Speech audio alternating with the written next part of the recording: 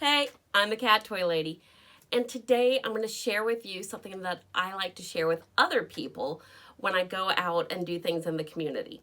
Like when I go to elementary schools, preschools, even different festivals like the Atlanta Pride Festival.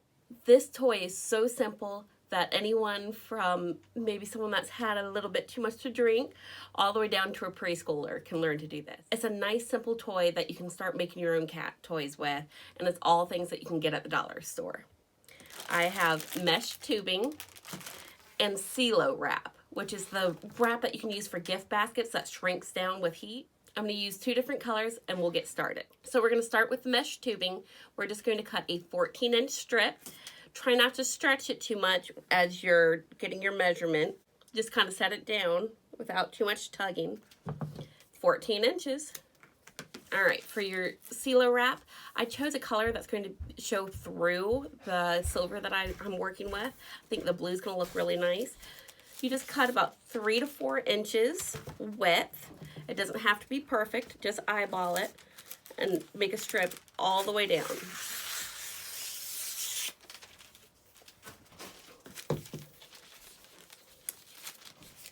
Then cut it in half. Fold it and cut it in half again.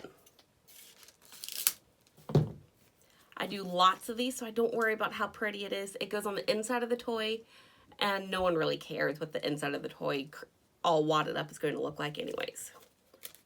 Now that you have your piece, what I always tell people to do, for me, the easiest way is to try to make a point. Basically, the idea is just to get it inside the mesh tubing. It doesn't have to be anything particular, but this is the method that works best for me. I make a little triangle. You can see your triangle. Then I fold the triangle in half again, leaving this point on the end. And again, if you talk through this slowly with little ones, they get it. And then you take your point and you stick it inside the mesh. Then you back off past where you see the color on the inside, and you squish it forward and make it nice and fat. And then you pinch and you hold that blue plastic on the inside, and you let go with your other hand. This hand you can use to work it down where it slides down. And then you pinch so it doesn't slide out again, and you do the same thing. You squish it forward where it's fat and pinch, holding that blue plastic on the inside, and then slide this side down. And it just moves in like an inchworm. And then once you eyeball it and see that it's about in the center, you take it, putting both ends together, and just tie it like you would a balloon, just above the plastic.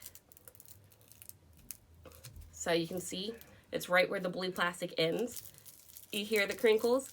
Cats love it. It's that nice mesh that they can bite into, and their teeth doesn't break it down. It just goes through and comes right back out.